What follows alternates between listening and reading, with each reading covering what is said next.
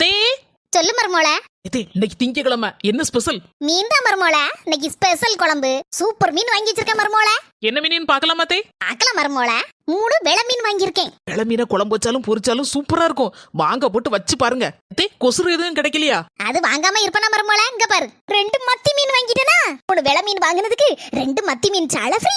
தே அடிபொலி. இன்னைக்கு குழம்பு வச்சு நல்ல பொரிச்சு தின்ற வேண்டிதான். இந்த மீன் எவ்வளவு ரூபா? மீன்காரக்கா 150 ரூபா கேட்டா. நான் அடியில புடிலன்னு 100 ரூபாய்க்கு வாங்கிட்டோம்ல. சூப்பர் தே. உங்க வீட்டுல என்ன குழம்பு என்ன கூட்டுன்னு கமெண்ட்ல சொல்லுங்க மக்களே.